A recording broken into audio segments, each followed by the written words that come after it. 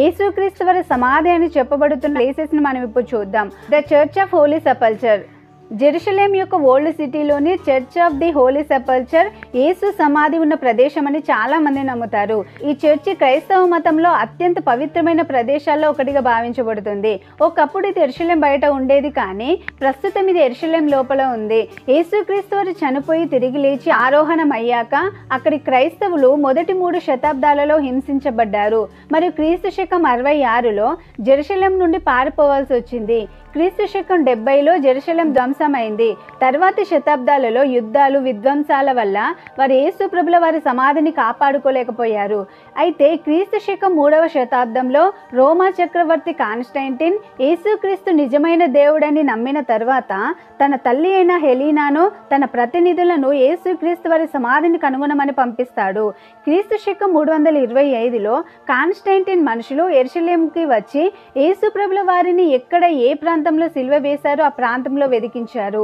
యేసు ప్రభుల వారు సిలువ వేసిన ప్రాంతమైన గోల్గొతాకి సమీపంలో హాండ్రియస్ నిర్మించిన 200 ఏళ్ల పురాతన రోమన్ ఆలయానికి వస్తారు.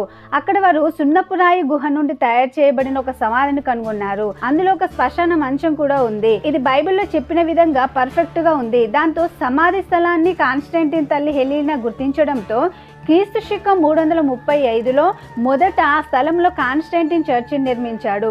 దాని పేరే హోలీ సెపల్చర్. ఇదే విషయాన్ని ప్రారంభ క్రైస్తవ రచయిత యూసిబియస్ గారు లైఫ్ ఆఫ్ కాన్స్టంటైన్ అనే బుక్లో కాన్స్టంటైన్ హాండ్రియస్ నిర్మించిన అన్యమత దేవాలయాన్ని తొలగించి క్రింద ఉన్న సమాధిని ఎలా కనుగొని అక్కడ చర్చి నిర్మించాడో వ్రాసాడు. ఈ చర్చిని కట్టిన తర్వాత 614లో పార్షియన్లు ధ్వంసం చేసి కాల్చారు. తర్వాత బైజంటైన్ చక్రవర్తి కాన్స్టంటైన్ IX మోనోమాకస్ దీనిని పునర్నిర్మించాడు. ఖలీఫా అల్ హకీం బై అమ్ర్ అల్లాహ్ 1009వ సంవత్సరంలో దీనిని మళ్ళీ ధ్వంసం చేశారు. 12వ శతాబ్దంలో సెయింట్ హెలెన్ చాపెల్ గౌరవార్థం క్రూసైడర్లచే మళ్ళీ పునర్నిర్మించబడింది. ఆ సమయం నుండి అనేక భూకంపాలు, అగ్ని ప్రమాదాలు జరిగాయి. అనేక మంది రాజులు అనేక సార్లు ఈ మందిరంను నాశనం చేయాలని కూలగొట్టారు. కానీ మరలా ఈ చర్చి పునర్నిర్మించబడుతూనే ఉంది. అది పడిపోయిన ప్రతిసారి క్రైస్తవులు దాన్ని పునర్నిర్మిస్తూ తరచుగా మరమ్మతులు చేశారు. ఈ చర్చి కట్టిన తర్వాత అనేక మంది టూరిస్టులు వచ్చి యేసు ప్రభుల వారి సమాధిని దర్శించుకుంటున్నారు.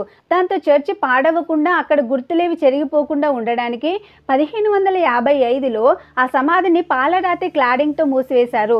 దాన్ని ఎడిక్యూర్ అంటారు. 1808 అగ్ని ప్రమాదంలో చర్చి దాదాపుగా పూర్తిగా ధ్వంసమై దాని రాతి గోడలు బయటికి కాలిపోయాయి. అప్పుడు ఎడిక్యూర్ కూడా బాగా దెబ్బతింది. చివరిగా 1810లో ప్రస్తుతం ఉన్న చర్చి పునరుద్ధరించబడింది.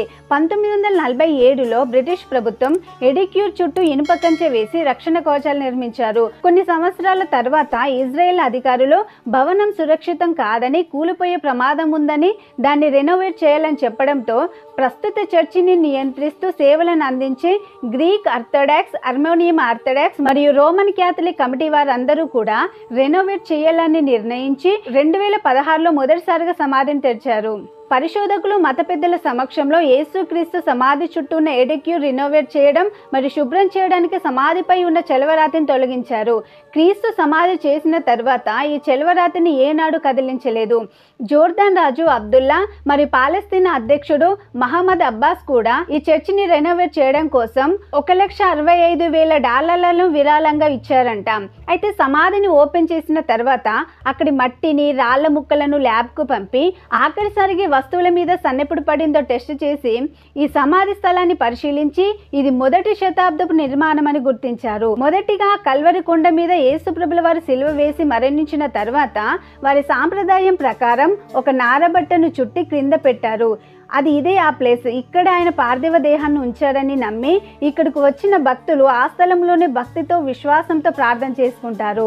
ఈ పాలరాతి మధ్యలో ఒక చిన్న కిటికీని విడిచిపెట్టారు. దాంతో అక్కడికి వచ్చిన వారు సున్నపు రాతి క్రింద ఉన్న రాయిని చేతితో తాకుతూ చూస్తారు. ఇది ప్రపంచంలోని పురాతన చర్చిలలో ఒకటి. హోలీ సెపల్చర్ చర్చి కొన్ని చారిత్రక ఆధారాలు, స్థానిక ఆచారాలు ఈ ప్రదేశాన్ని యేసు సమాధిగా చూపిస్తూ 4వ శతాబ్దం నుండి ఈ ప్రదేశం జీసస్ సమాధి చేయబడిన స్థలంగా నమ్మడం మొదలైనప్పటికీ అది అసలైన ప్రదేశం అని ఖచ్చితంగా చెప్పడం అసాధ్యం. ఇది యేసుక్రీస్తు నిజమైన సమాధాన్ని చెప్పడానికి కావాల్సిన ఆధారాలు లేవు. బైబిల్లో చెప్పబడినట్లు ఇది కపాలం దగ్గరగా అండ్ ఖాళీ సమాధిగా ఉంది, కానీ యేసును ఒక తోట సమాధిలో ఉంచారు. అయితే ఇక్కడ అసలు తోట ఆనవాలే లేదు. సో ఇది అరిమత్తయి యోసేపు కోసం కట్టిన సమాధని చెప్పలేం. అయితే కొంతమంది పురాతత్వ శాస్త్రవేత్తలు ప్రారంభ సాహిత్య సాక్ష్యాలు హోలీ సెపల్చర్ చర్చిని నిజమైన క్రీస్తు సమాధని గట్టిగా చెప్తున్నారు.